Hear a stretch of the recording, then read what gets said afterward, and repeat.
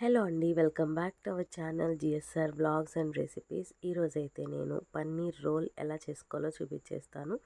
చాలా సింపుల్, ఇంట్లో చేసుకోవడము. మీరు కూడా చూసేసి ఒకసారి అయితే ట్రై చేయండి. దీనికోసం అయితే నేను ఒక గ్లాస్ మైదా పిండి తీసుకున్నాను. మీరు నార్మల్ గోధుమ పిండితో కూడా చేసుకోవచ్చు.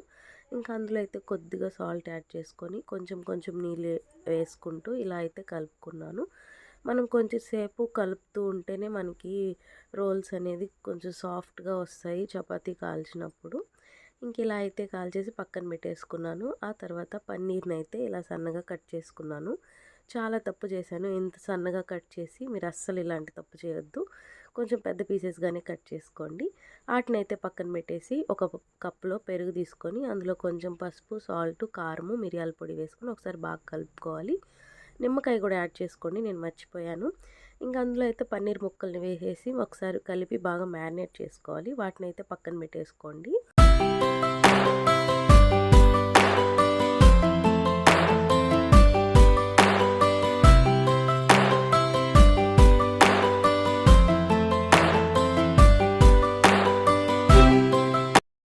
ఇప్పుడైతే వెజిటేబుల్స్ అయితే నేను కట్ చేసుకుంటున్నాను. నేనైతే క్యారెట్, క్యాప్సికమ్, ఉల్లిపాయ, టొమాటో తీసుకుంటున్నాను.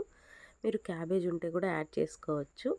ఇంకా వీటన్నిటిని ఇలాగైతే సన్నగా కట్ చేసుకుంటున్నాను. అక్కడక్కడ తగులుతూ చాలా బాగుంటాయి. నాకైతే ఒక్కసారి చేశానండి, అప్పటి నుంచి అంటే పచ్చివి ఏం తింటాంలే, ఎలా ఉంటుందో ఏమో అని చాలామంది తినరు కదా. కానీ ఇలా ట్రై చేయండి. నేనైతే శాండ్విచ్ లాగా చేశాను, రోల్ లాగా చేశాను, సలాడ్ లాగా చేశాను. అన్నీ అయితే చాలా టేస్టీగా ఉన్నాయి.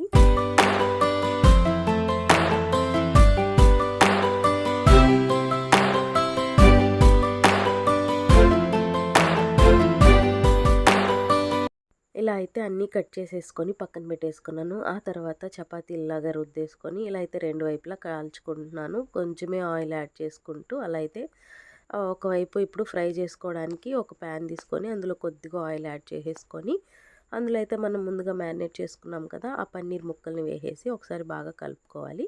ఫస్ట్ మనకి పన్నీర్ కొంచెం మంచిగా కుక్ అయితే సరిపోతుంది. ఇంకా నేనైతే ఒకవైపు చపాతీలు, ఓవైపు అయితే ఇలా పన్నీర్ ఫ్రై చేస్తూ ఉన్నాను.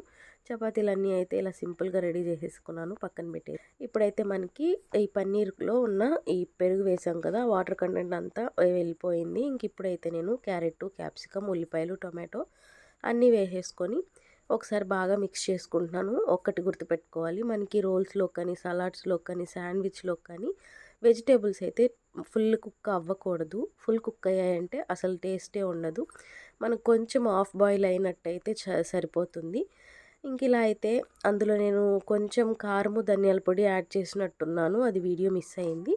ఇంక ఇలా అయితే నేను కొద్దిగా టొమాటో సాస్ యాడ్ చేసేసుకొని ఇలా అయితే రోల్ చేసుకొని తిన్నాను. టేస్ట్ అయితే చాలా చాలా బాగుండింది. ఇంకా షాప్ దగ్గరకు వచ్చేసి మా ఆయనకు కూడా అలా చేసిస్తున్నాను. మా ఆయనకి సాస్ అస్సలు నచ్చదు. ఇంకా కొంచెం బలవంతంగా అలా తినమని చెప్పాను. చాలా బాగుంది టేస్ట్ అయితే. మీరు ట్రై చేసి ఎలా వచ్చిందో కామెంట్ చేసి, వీడియో నచ్చితే సబ్స్క్రైబ్ చేసుకోండి. Thank you for watching.